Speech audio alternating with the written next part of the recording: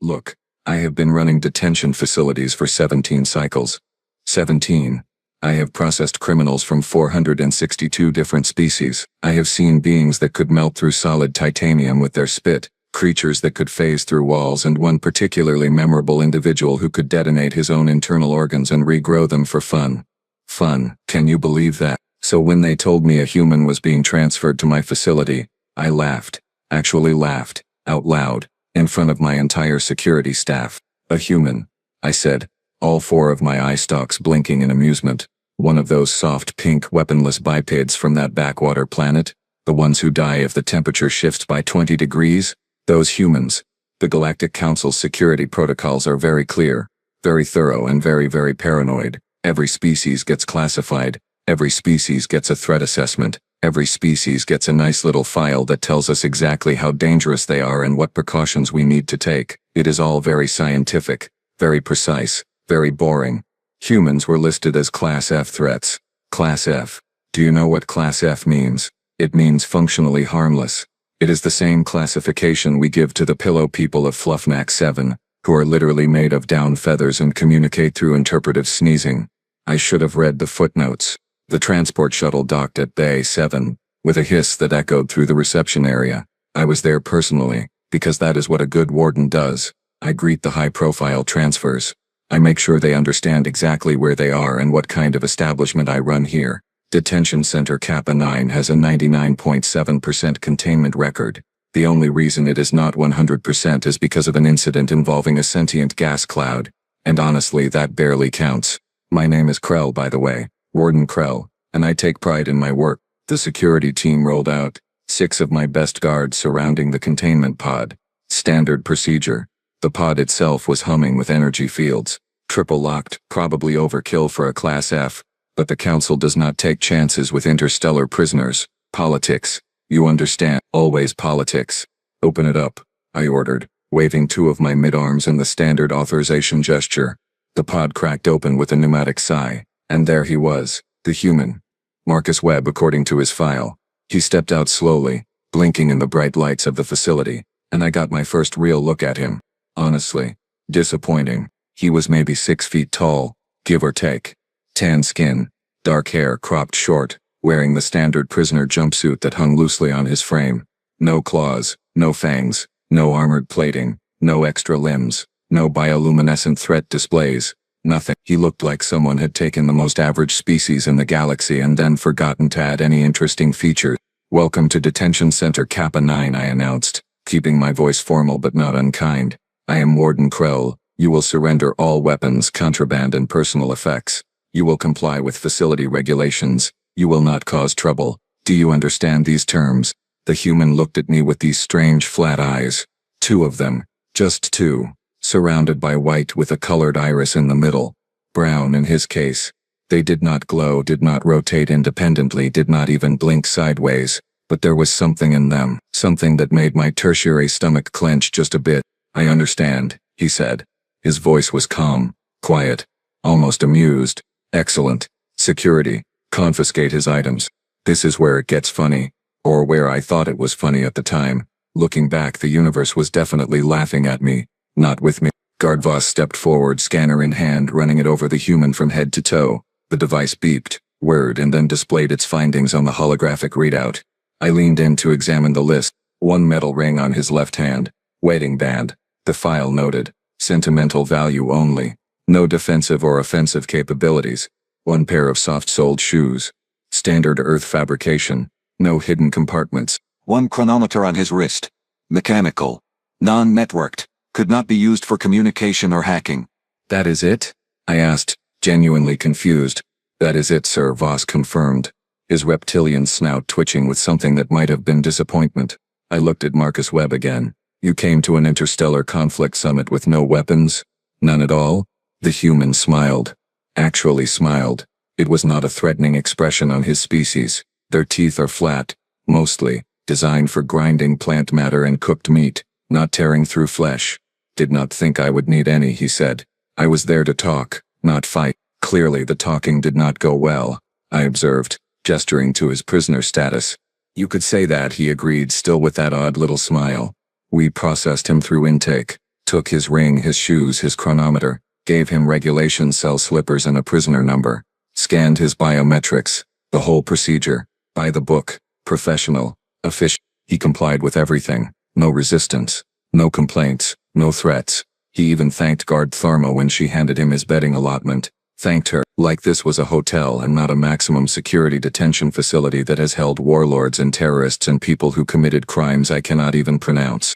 Cell block 9 maximum security, I ordered. Standard monitoring. Standard meal rations. He is human, so check the database for dietary restrictions. I do not want him dying from allergic reactions on my watch. The paperwork would be horrendous. Yes, sir, Voss said, leading Marcus away. I watched them go, the human walking calmly between 4 armed guards like he was taking a casual stroll. No fear, no anger, no anxiety. Just calm. That should have been my second clue. The first clue was that smile. But I had a facility to run, reports to file, and 3 other prisoners arriving that cycle. One of them was a Thorian berserker, who could bench press a small spacecraft. That seemed much more worthy of my attention than one harmless human. Besides, what was the worst he could do? Bore us to death with stories about his planet's weather patterns. Ha. Ha ha. The universe has a sense of humor, and I was about to become its favorite punchline. The security briefing the next morning was routine, dull even. I sat at the head of the conference table in my office, reviewing overnight reports while my senior guards gave their updates. Guard Voss was going on about Cell Block 6, and some dispute over food rations between 2 Krothian inmates. Guard Tharma was discussing maintenance issues with the environmental controls in Sector 12. Guard Grunt, who has more muscles than brain cells but as loyal as they come, was eating his breakfast and nodding along without understanding a single word. And the human? I asked, more out of procedure than actual concern. Voss flicked through his datapad. Quiet. Cooperative. Slept through the night cycle. Ate his breakfast. No issues whatsoever. See? I said, leaning back in my chair with satisfaction.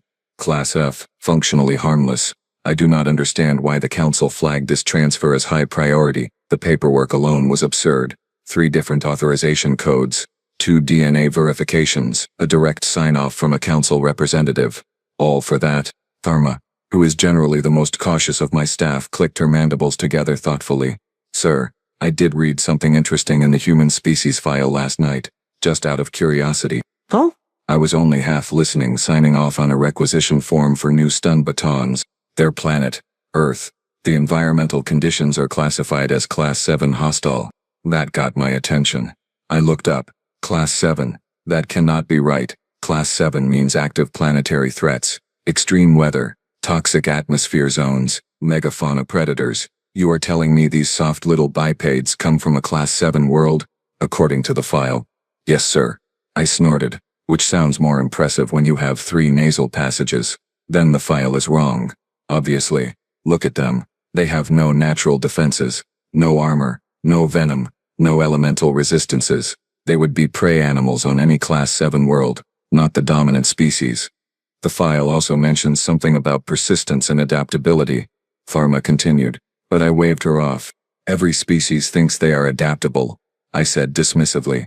The Zelkrim think they are adaptable because they can survive in both wet and dry climates. The Porthun think they are adaptable because they can eat 6 different types of plant matter. Everyone is adaptable until they meet actual hostile conditions and then they are just dead. Grint laughed at that, shooting food particles across the table. Disgusting, but at least someone appreciated my humor. Speaking of our human, Voss said, changing the subject with the smooth professionalism I value in him, he has been assigned to general population for the day cycle. Cafeteria access, recreation yard, standard privileges. Good, I said, already moving on to the next report. Let him socialize. Maybe he can make friends with the pillow people. They can have a support group for species nobody takes seriously. That got another laugh from Grint. Tharma did not laugh. She just kept clicking her mandibles in that worried way she had. Sir, she said carefully, would it not be more prudent to keep him isolated until we know more about human behavior under stress? Tharma, my dear. Paranoid, overly cautious Tharma, I said with exaggerated patience. The human has no weapons, no natural defenses, no criminal history of violence. He was arrested for unauthorized assembly and disturbing the peace at a diplomatic summit. Those are basically thought crimes. He yelled too loudly in the wrong place. That is it. That is his entire criminal profile. Still. No stills. We follow protocol. Class F threats get standard treatment. If I started making exceptions for every prisoner who came from a planet with bad weather, I would never get anything done. Now, unless anyone has actual concerns based on actual evidence, I suggest we move on. We have a Vryn assassin arriving this afternoon who can liquefy her own skeleton to slip through air vents. That is worth our time. The human is not. The meeting wrapped up shortly after that. Everyone went back to their posts. The facility hummed along with its usual efficiency. Cell blocks remained secure. Meals were distributed. Recreational periods proceeded without incident. For exactly 4 hours and 17 minutes. Then all hell broke loose in the cafeteria. I was in my office, enjoying a nice cup of fermented Jack's juice, and reading through the most boring report ever written about power consumption in Cell Block 3, when the alert came through. General disturbance. Cafeteria. Multiple individuals involved. Not unusual. Prisons are full of violent criminals who do not like each other. We get fights. We break them up. We assign punishment duties. It is all very routine.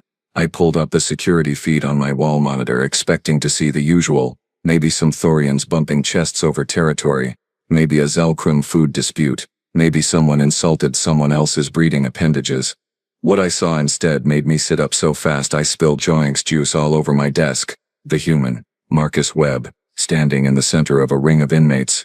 And he was not the victim. 3 Thorians were on the ground, not injured, not stunned, on the ground. One was holding his face. One was curled around his midsection. The third was not moving at all, just sprawled out like someone had shut off his power switch. Standing, 3 Thorians, each one massing at least twice what the human did, each one with natural bone plating and reinforced musculature, each one capable of punching through a steel door. On the ground. Marcus stood there, breathing hard but steady, his hands up in a loose stance that looked both casual and ready. His jumpsuit was torn at the shoulder. There was blue blood on his knuckles. Not his blood. Thorian blood. The cafeteria had gone completely silent. 50 inmates from a dozen different species, all pressed back against the walls, staring at the human like he had just sprouted wings and started reciting poetry. "What?" I said slowly, to my empty office. "In the name of the Council's 7th Secretary's left tentacle, is happening?" I slapped the comm button.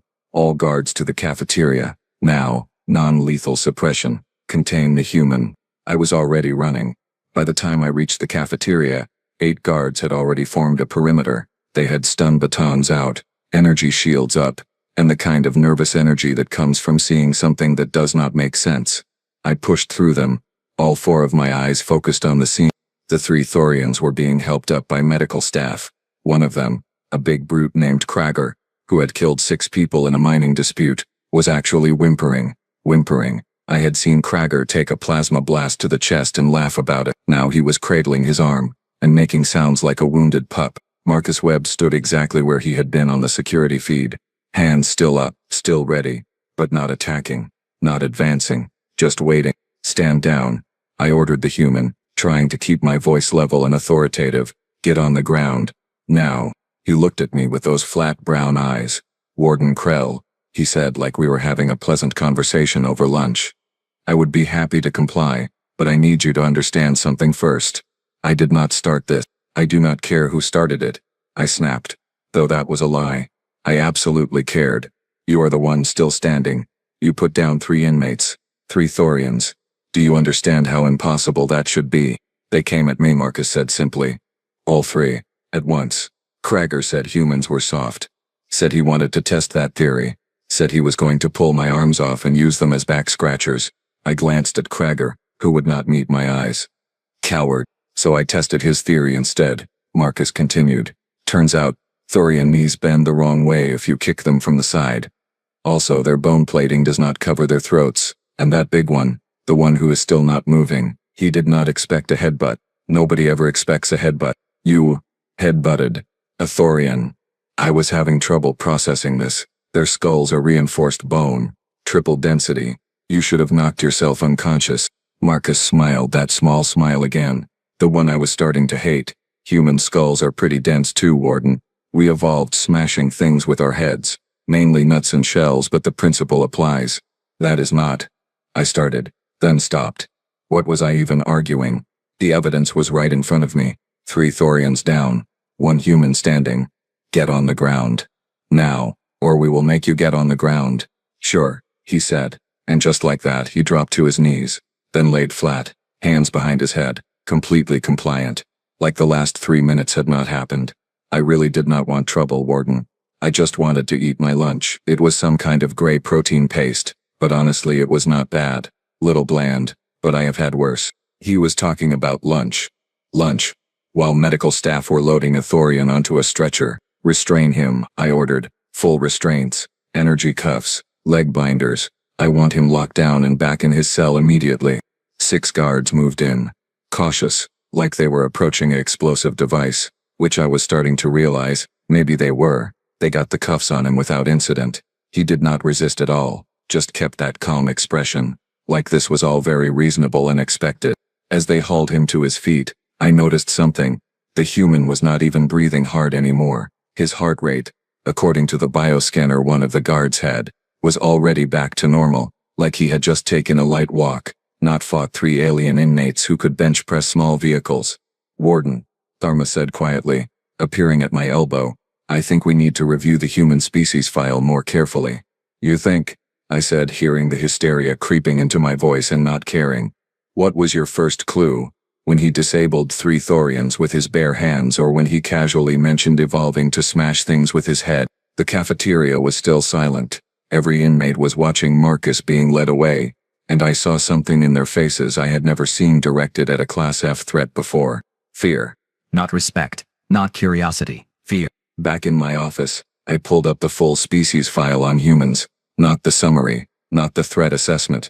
The full file, the one that is 947 pages long and includes environmental data, evolutionary history, biological specifications and cultural analysis.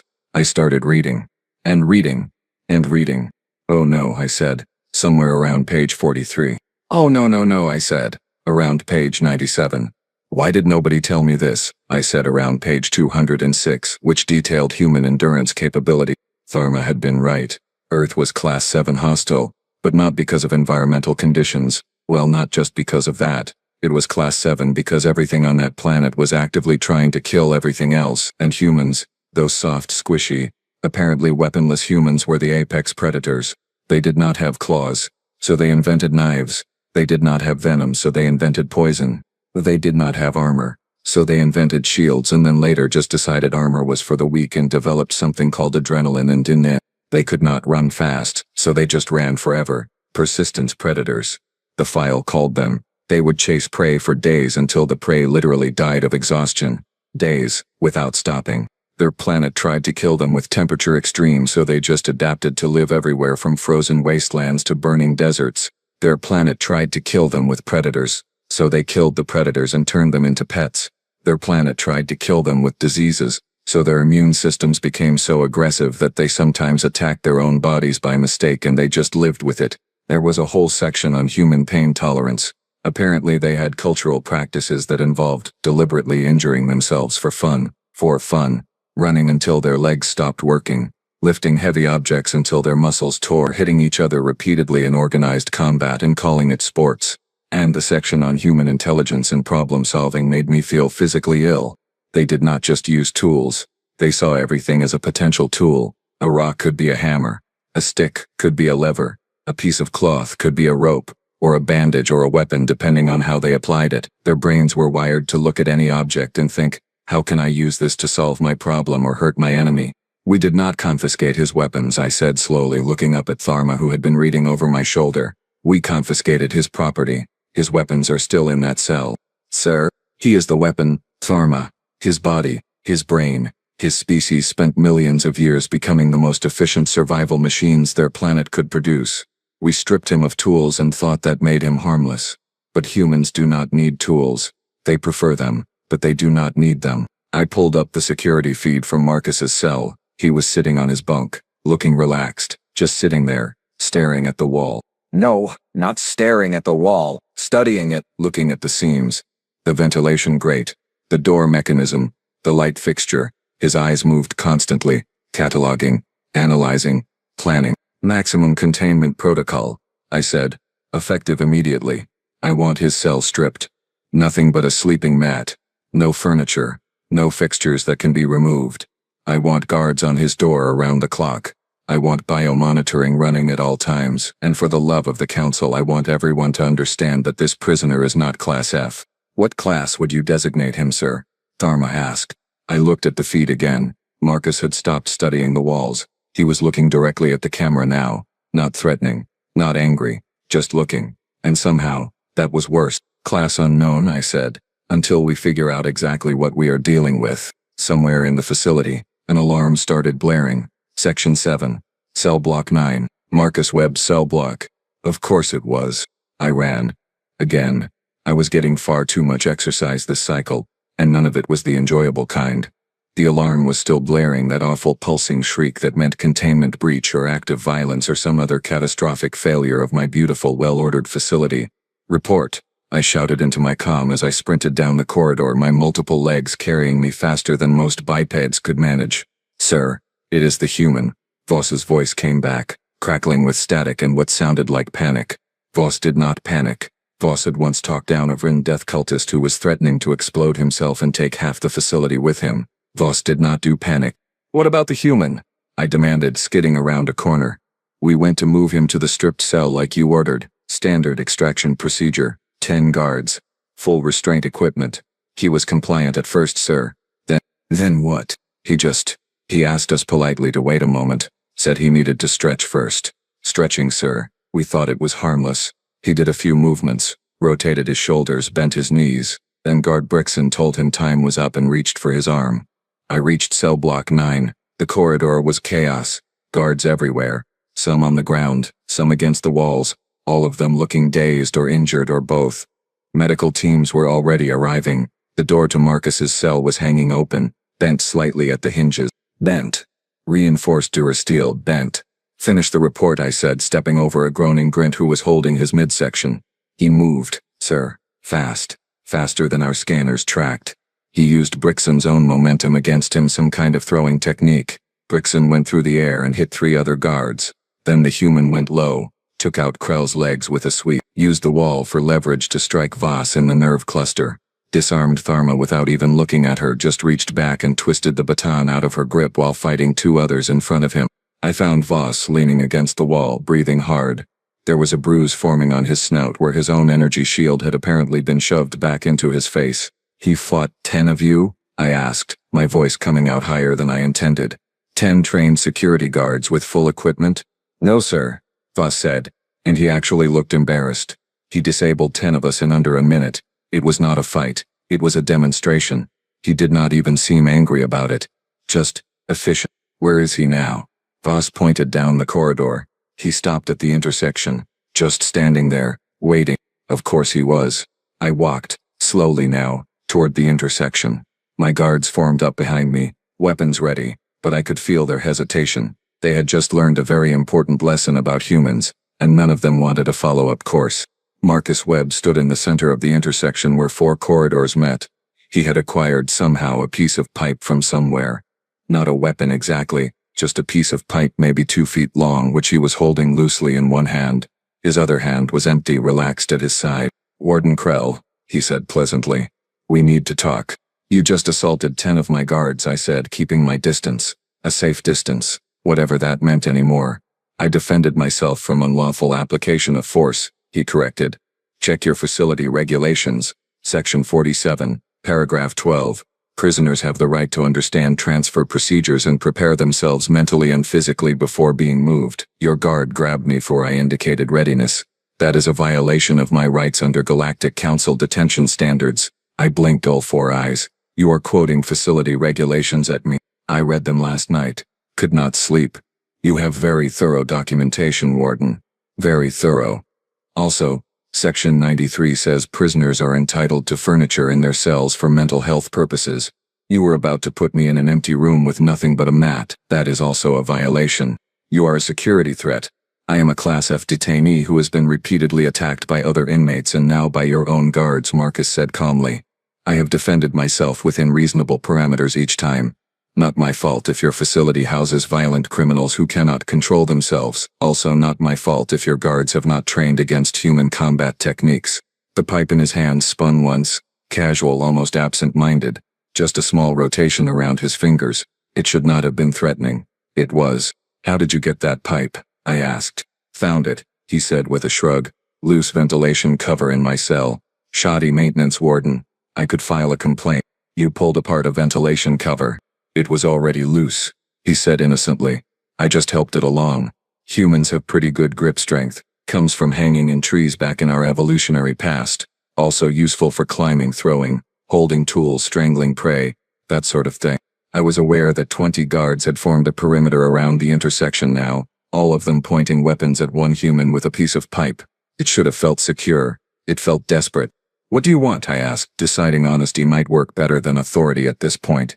I want to go back to my original cell, with my original furniture.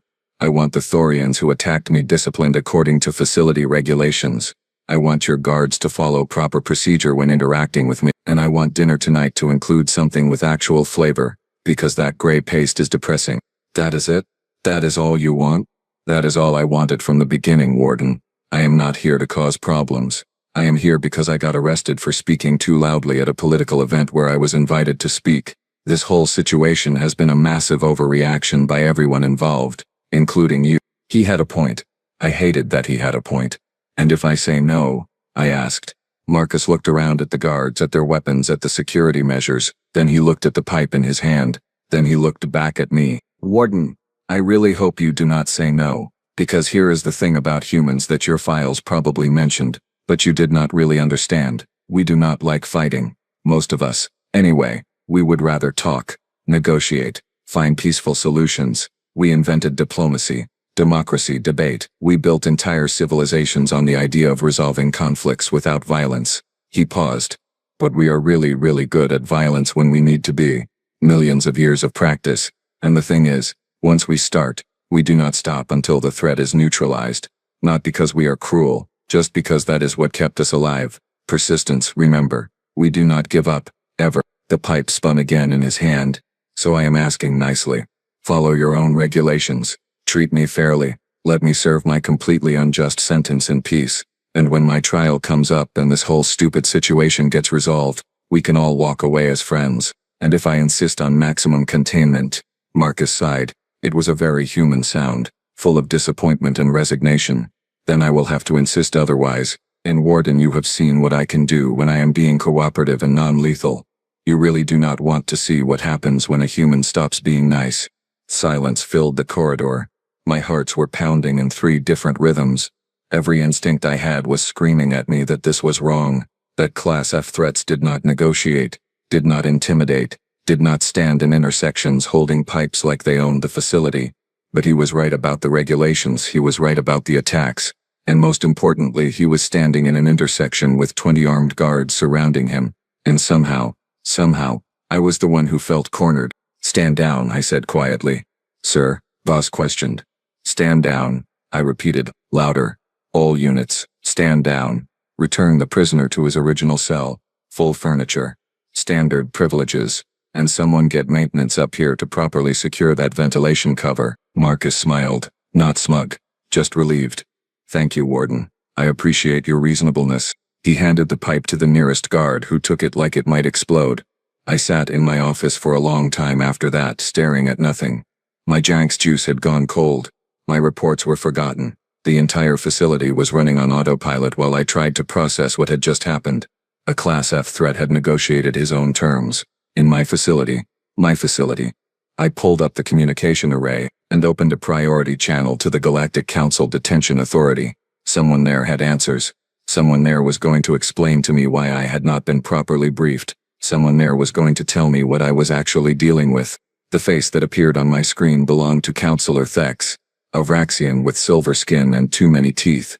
She looked tired. Actually, she looked exhausted, like she had not slept in several cycles. Warden Krell, she said, her voice flat. Let me guess. The human. Yes, the human, I snapped, my professional composure finally cracking. The human who you classified as Class F. The human who has now put 13 of my inmates and guards in medical. The human who just negotiated his own detention terms while surrounded by armed security. That human.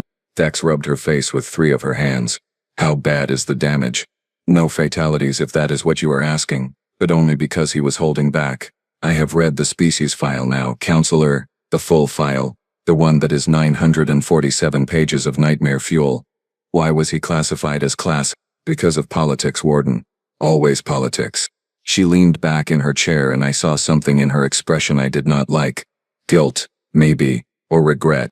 When humans first joined the Galactic Council, there was debate, lots of debate, about how to classify them. Some argued for Class A threat status, apex predators from a hostile world with tool-using intelligence and social cooperation. That combination has never appeared before in Council history. Never. So why Class F? Because humans asked us to, Thex said simply. They did not want to be feared, did not want to be isolated, did not want every species in the galaxy treating them like monsters. They wanted to be part of the community. They showed us their art, their music, their literature. They talked about peace and cooperation and building bridges between species. And we believed them, because they were so earnest about it, so genuine. They really meant it. She paused, looking down at something on her desk. So we compromised. Class F in the official records, Class A in the restricted files that only high-level security personnel are supposed to access. We thought it was the best solution. Let humans integrate peacefully while keeping the warnings available for those who needed to know. I needed to know, I shouted. I am running a detention facility full of violent criminals from dozens of species, and you sent me an apex predator without proper warning. You were supposed to read the restricted files, Warden. I read the summary. The summary said Class F. Thex sighed. Yes, I am realizing now that was an oversight in our procedures. We have received 47 similar complaints from detention facilities across the sector this cycle alone. Apparently, humans are very good at seeming harmless right up until they are not. I slumped in my chair. Tell me about Marcus Webb. Why is he really here? Exactly what his file says. He attended an interstellar peace summit. He was part of a human delegation advocating for better labor rights for colony workers. There was a protest. It got loud. Some delegates felt threatened. Marcus was arrested for disturbing the peace and unauthorized assembly. That is it? He is here for protesting? Peaceful protesting, Thex emphasized. No violence, no property damage. He gave a speech. A very passionate speech apparently, about workers being treated fairly. Some of the corporate delegates did not appreciate it. They pushed for his arrest, and because it was a council-sanctioned event, the charges stuck. I stared at the screen. So we are holding a non-violent protester in a maximum security facility where he has been repeatedly attacked, and he has defended himself each time without killing anyone, which he absolutely could have done. Yes, and I just threatened him with torture-level isolation for defending himself. Also yes, I am the villain in this story, aren't I? Thex's expression softened slightly. You are not a villain, Warden Krell. You are a bureaucrat doing your job with incomplete information. But yes, from the human's perspective, this probably looks very unjust. I thought about Marcus standing in that intersection holding a piece of pipe, asking for basic dignity and decent food. Not demanding, asking. What happens now? I asked. His trial is scheduled in 3 cycles. Given the circumstances and the political pressure humans are applying, he will likely be released with time served and a formal apology. The corporations who pushed for his arrest are backing down. Apparently having a human arrested for speech has caused significant public relations problems for them. Humans are very, very good at public relations when they want to be. So I just keep him here for 3 more cycles and try not to start an interstellar incident. Essentially, yes. Treat him fairly. Follow your own regulations. Give him the decent food he asked for. And Warden, for the love of the Council and all its secretaries, do not antagonize him further. Humans have long memories and a highly developed sense of justice. They also have a concept called revenge, which they have elevated to an art form over thousands of years. Wonderful. Anything else I should know? Thex hesitated. Humans also have a concept called forgiveness. If you treat Marcus Webb with respect from now on, acknowledge the mistakes, and ensure his safety for the remaining time, he will likely harbor no ill will. They are remarkably capable of letting go of grudges when genuine effort is made to correct wrongs. They are complicated that way, dangerous and kind, violent and peaceful, predator and protector. She leaned closer to the screen. They are walking contradictions, Warden, and that is what makes them so effective. You never know which side you are going to get until you push them. My advice? Stop pushing. The screen went dark. I sat there for another long moment processing everything. Then I opened the facility-wide communication channel. All personnel, this is Warden Krell. New protocols effective immediately regarding prisoner Marcus Webb. Human. Cell Block 9. He is to be treated with full respect according to all facility regulations. Any harassment from other inmates will be met with immediate disciplinary action. Any procedural violations by staff will result in suspension. His meals will include seasoning from the Earth Cultural Database.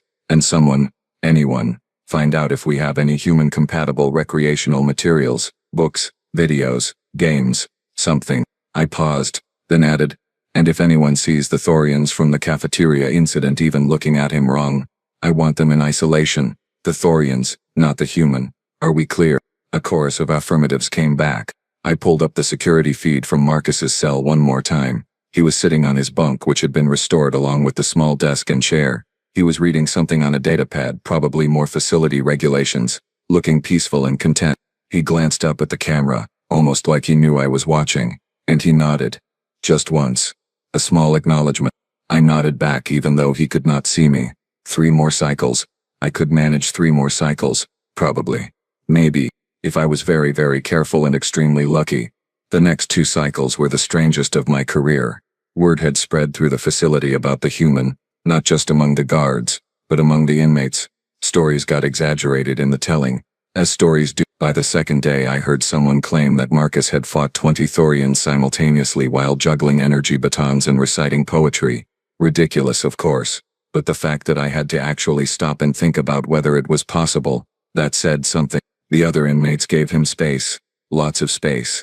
When Marcus walked into the recreation yard, conversation stopped, groups moved away, not in panic exactly, more like the instinctive caution you show around something you do not fully understand but know could be dangerous. Marcus seemed bemused by the whole thing. He played cards with a group of Zelkrim who were brave enough to approach him. He helped a young Porthan figure out how to use the exercise equipment. He even taught some basic meditation techniques to anyone who asked, which apparently was a human method for managing stress. It is all about breathing, I heard him explain to a fascinated group of inmates during one recreation period. I had started monitoring his activities personally, not because I expected trouble, but because, well, habit. Slow breath in through your nose, hold it. Slow breath out through your mouth. Your body calms down, your mind clears. Works for humans might work for you. A Thorian, not one of the ones from the cafeteria incident, raised a massive hand. Does it work before combat? Marcus smiled. Works especially well before combat. Keeps you focused. Keeps you from making mistakes because you are too angry or scared to think clearly. My grandfather taught me that. He was a soldier, said the best warriors were the ones who could stay calm while everything was chaos. Your grandfather was a warrior, the Thorian asked, respect evident in his tone. Most humans have warriors in their ancestry somewhere, Marcus said casually. We fought a lot, against predators, against the environment, against each other. Took us a long time to figure out that cooperation worked better than conflict. We still forget sometimes. He said it so matter-of-factly, like having a legacy of planetary-scale violence was just normal background information. I suppose for humans it was. On the 3rd cycle, his final day, I decided to speak with him directly. Professional courtesy, I told myself, making sure the transfer back to council custody would go smoothly. Definitely not curiosity. Absolutely not. I found him in his cell packing the few personal items that had been returned to him. His wedding ring, his chronometer, a datapad with some books loaded onto it that Tarma had acquired from the Human Cultural Database. Warden Krell, he said, looking up as I approached. Come to make sure I am leaving peacefully. Something like that, I admitted. Your transport arrives in 3 hours. Council custody will take you directly to your trial. Based on what I have been told, you should be released shortly after. That is good news, Marcus said, slipping the ring back onto his finger. I miss my wife. She was not happy about the arrest. Even less happy about the detention. She is probably planning to give the council representatives a very long lecture about due process and proportional response. She sounds formidable. She is terrifying, Marcus agreed cheerfully. She is a human rights lawyer, has argued cases in front of the council before. When she sets her mind to something, reality bends to accommodate her. I learned a long time ago not to get in her way. He sat on the bunk, gesturing to the chair. I sat, carefully, my multiple legs folding in ways that probably looked awkward to bipedal eyes. I owe you an apology, I said, the words coming harder than I expected. I did not take you seriously as a security concern. Then I overreacted when I realized my mistake. Neither approach was appropriate or fair. Marcus studied me for a moment. You know what I appreciate about that statement, Warden? You did not make excuses. You did not blame incomplete files or council classifications or cultural misunderstandings. You just acknowledged the mistake. That is more than most beings manage.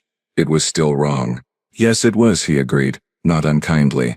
But you corrected it. You listened. You adjusted. That matters too. My people have a saying. The measure of someone is not whether they make mistakes, but what they do after making them. Humans have many sayings, I am learning. We have thousands of years of accumulated wisdom, platitudes, and contradictory advice, Marcus said with a grin.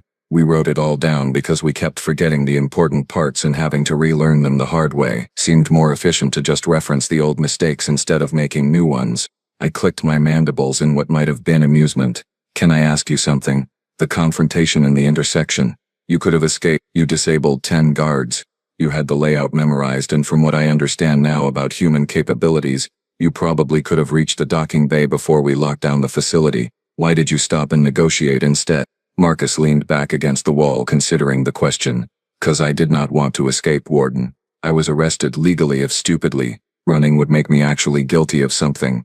I would rather serve unjust time and be vindicated than become a fugitive and prove my critics right. Principle matters. Justice matters. Even when it is slow and frustrating and involves eating gray protein paste for days. But you were willing to fight. To defend myself, yes. To escape, no. There is a difference. Humans are big on differences, even when they look the same from the outside. Self-defense is a right. Escape from legal custody is a crime. I was not going to cross that line. He paused, then added with a wry smile. Also, my wife would have killed me. She spent 3 months preparing my speech for that summit. If I ruined her work by becoming an interstellar fugitive, I would never hear the end of it. Better to face a few Thorians than an angry spouse. I laughed. Actually laughed. The sound surprised me. Your people are very strange, I said. You have no idea, Warden. We have barely started integrating with the galactic community. Wait until you meet the humans who are really weird. The artists. The scientists. The ones who do extreme sports for fun. I am boring compared to some of my species. You are many things, Marcus Webb. Boring is not one of them. We sat in comfortable silence for a moment. Then Marcus asked, can I give you some advice for dealing with other humans who might end up here? Please. We respond well to honesty and respect. We do not like being lied to or patronized. If you explain why rules exist, we will generally follow them. If you just say because I said so, we will find creative ways around them. We are cooperative by nature, but also independent. We want to be part of communities, but we also want our individual dignity respected. It is a balance. He stood, stretching, his joints making small popping sounds that seemed normal for humans but sounded alarming to me. Also, never underestimate human creativity. Give us a problem, we will solve it. Sometimes in ways you did not expect or want. Give us a challenge, we will meet it. Give us an enemy, we will fight it. Give us a friend, we will die for them. We are extreme that way. All or nothing. No middle ground. That sounds exhausting. It really is. Marcus agreed. But it kept us alive on a planet that tried very hard to kill us. And now that we are off that planet, well, the galaxy is learning what happens when you take a species that survived by being too stubborn to die and give them spaceships. There was a comm chime. The transport had arrived early. Marcus picked up his small bag of belongings. Thank you for the conversation, Warden Krell, and for adjusting your approach. It made the last few days much more bearable. Thank you for not escaping or causing a facility-wide incident. The key word there is more, he said with a grin. I did cause some incidents, just not as many as I could have. I escorted him personally to the docking bay. Standard procedure for high-profile transfers, I told myself. Definitely not because I wanted to make sure he actually left without further complications. The council security team was waiting, professional and heavily armed. They had read the restricted files, I could tell. They treated Marcus with cautious respect. Before boarding, Marcus turned back to me. One more thing, Warden. The Thorians who attacked me in the cafeteria. Yes? They apologized yesterday. Kragor especially. He said he learned a valuable lesson about assumptions and consequences. I accepted the apology. No hard feelings. You might want to note that in their files. Capacity for growth and learning. Rehabilitation. Not just punishment. That is what detention should be about, right? He said it so simply. Like he had not just articulated the entire philosophical foundation of the Council's justice system in 2 sentences. I will note it, I said quietly. Marcus nodded, then boarded the transport. The doors sealed. The ship detached and disappeared into the void. I stood there for a long time staring at empty space. Tharma appeared at my side. "Sir, should we update our protocols for human detainees?" "Yes," I said immediately. "New classification. Humans are now Class A in all official records. No more restricted file nonsense. If another human comes through here, I want everyone to know exactly what we are dealing with from day one." "What about our current threat assessment procedures?" I thought about Marcus. About his calm negotiations, his studied patience, his absolute refusal to be more violent than necessary. About how he had disabled guards without seriously injuring them. About how he had accepted apologies from inmates who attacked him. About how he had taught meditation techniques to criminals. "Add a note," I said slowly. "Humans are Class A threats with Class A capacity for cooperation and rehabilitation. Approach with caution but also with respect. They will match the energy you bring. Bring violence, receive violence. Bring fairness, receive cooperation.